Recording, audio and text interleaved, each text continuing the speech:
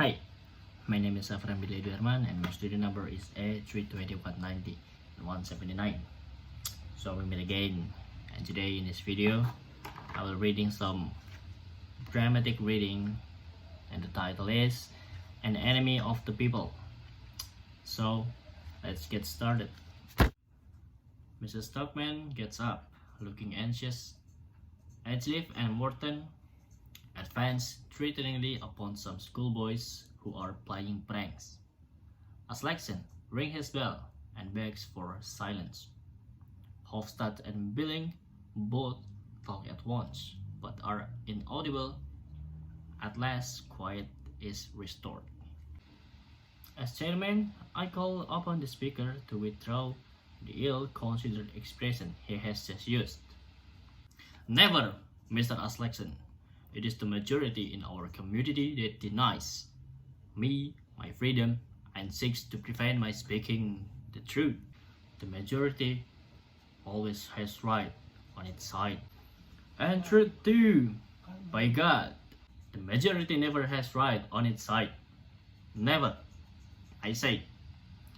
That is one of these social lies against which an independent, intelligent man must wage war.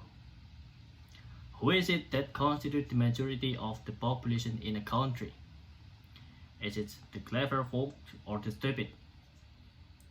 I don't imagine you will dispute the fact that at present the stupid people are in absolutely overwhelming majority all over the world over. But good Lord, you can never pretend that it is right that the stupid folk should govern the clever ones. Yes, you can shut me down. I know, but you cannot answer me. The majority has might on its side, unfortunately, but right it has not. I am in the right. I and a few other scattered individuals. The minority is always in the right. Aha! So, Dr. Stockman has become an aristocrat since the day before yesterday. I have already said that I don't intend to waste a word on the puny, narrow-chested, short-winded crew whom we are leaving astern. Pulsating life no longer concerns itself with them. I am thinking of the few, the scattered few amongst us, who have absorbed new and vigorous truths. Such men stand, as it were, at the outpost, so far ahead that the compact majority has not yet been able to come up with them. And there they are fighting for truths. There are too newly born into the world of consciousness to have any considerable number of people on their side as yet. So the doctor is a revolutionary now. Good heavens! Of course I am. Mr. Hofstad, I propose to raise a revolution against the lie that the majority has the monopoly of the truth.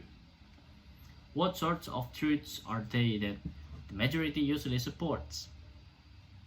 They are truths that are of such advanced age that they are beginning to break up.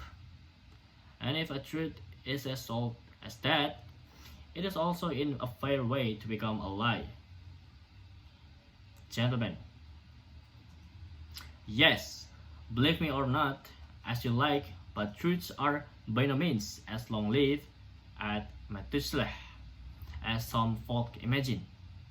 A normally constituted truth lives, let us say,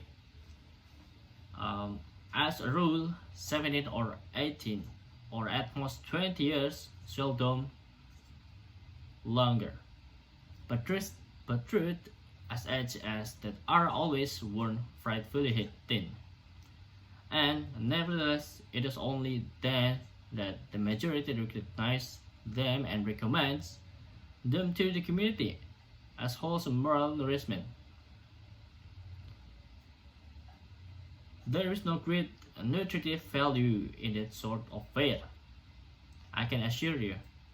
And as a doctor, I ought to know this Majority truths are like last year's cured meat, like rancid, tainted ham, and they are the origin of the moral scurvy that is rampant in our communities. It appears to me that the speaker is wandering a long way from its subject. I quite agree with the chairman. Have you gone clean out of your sense, Peter? I am sticking as closely to my subject as I can. For my subject is precisely this, that it is the masses, the majority, this infernal compact majority, that poisons the sources of our mortal life and infects the ground we stand on. And all this because the great-minded majority of the people is prudent enough to show the difference only too well, ascertain and well-approved truths. Ah, my good Mr. Hofstad, don't talk nonsense but well-ascertained truths. The truths of which the masses now approve are the very truths that the fighters at the outpost held to in the days of our grandfather. We fighters at the outpost nowadays no longer approve of them. And I do not believe there is another well-ascertained truth except this, that no community can live a healthy life if it is nourished only on such old meaningless truths. So, thank you for watching my video. I'm sorry if there is a shortage or an error. Assalamualaikum warahmatullahi wabarakatuh.